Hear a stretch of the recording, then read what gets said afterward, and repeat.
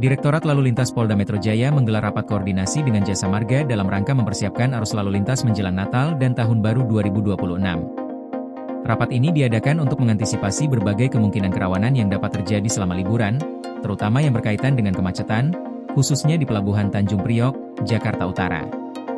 Kasat Patroli Jalan Raya, PJR, Ditlantas Polda Metro Jaya, Kompol Danardono Fernandie, menjelaskan bahwa tujuan utama dari rapat ini adalah untuk memetakan potensi kemacetan yang kemungkinan besar akan terjadi pada periode libur Nataru.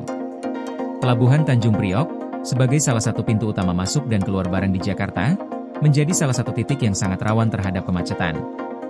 Menurutnya, selain di jalan tol, lokasi-lokasi strategis seperti Pelabuhan Tanjung Priok perlu menjadi perhatian khusus. Kompol Danar juga menekankan pentingnya mitigasi terhadap penumpukan kendaraan, terutama kendaraan bertona seberat yang seringkali memperparah kondisi lalu lintas. Mengingat prediksi adanya lonjakan volume kendaraan pribadi serta angkutan umum selama liburan panjang, pihaknya merasa penting untuk segera mengambil langkah-langkah pencegahan. Ia menyebutkan, salah satu langkah penting yang akan diterapkan adalah pembatasan angkutan barang, terutama yang bertona seberat, agar tidak memperburuk kemacetan yang sudah diprediksi akan terjadi. Beberapa rekayasa yang kami siapkan salah satunya adalah pembatasan kendaraan angkutan barang, terutama pada jalur-jalur yang rawan kemacetan, kata Kompol Danar, Jumat, 12 Desember 2025. Pembatasan ini diharapkan bisa mengurangi beban di jalan-jalan utama, khususnya di sekitar pelabuhan dan kawasan lainnya yang menjadi titik krusial. Selain itu, Kompol Danar juga memaparkan bahwa pihaknya telah merancang beberapa alternatif rekayasa lalu lintas lainnya, seperti penerapan sistem kontraflow dan one-way. Rekayasa lalu lintas tersebut dirancang untuk menanggulangi potensi kepadatan yang sangat tinggi selama periode libur Nataru. Rekayasa lantas ini akan disesuaikan dengan situasi dan kondisi di lapangan, apakah kita perlu memberlakukan kontraflow atau one-way untuk mengalirkan kendaraan dengan lebih baik, tambahnya. Sementara itu, Jasa Marga juga telah menyatakan kesiapan mereka dalam mendukung kelancaran arus lalu lintas selama periode liburan. Beberapa langkah yang telah dipersiapkan oleh Jasa Marga meliputi peningkatan sarana dan prasarana di jalan tol, termasuk keberadaan derek, mobile reader, ambulans, serta pompa air yang dapat digunakan jika terjadi genangan di jalan tol.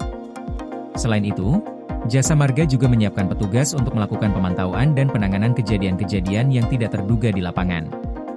Danar juga menyoroti pengalaman buruk sebelumnya mengenai kemacetan yang sangat parah di sekitar Pelabuhan Tanjung Priok yang sering terjadi saat liburan. Ia mengungkapkan bahwa kemacetan besar tersebut seringkali disebabkan oleh aktivitas bongkar muat barang yang dilakukan di luar kapasitas pelabuhan. Hal ini mengakibatkan kendaraan trailer yang mengantre di sekitar pelabuhan menumpuk dan menyumbat jalan.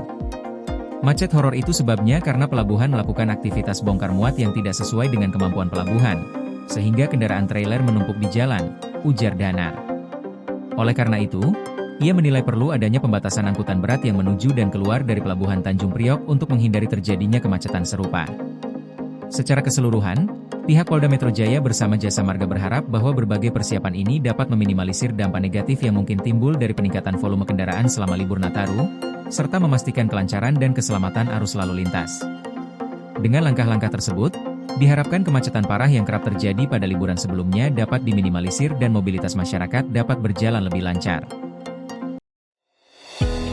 Koordinasi PLN dengan TNGL jelang Hari Kesaktian Pancasila, listrik terbangun, alam tetap lestari. Panen perdana garam Aceh. PLN hadirkan energi untuk UMKM di momen menyambut Hari Kesaktian Pancasila.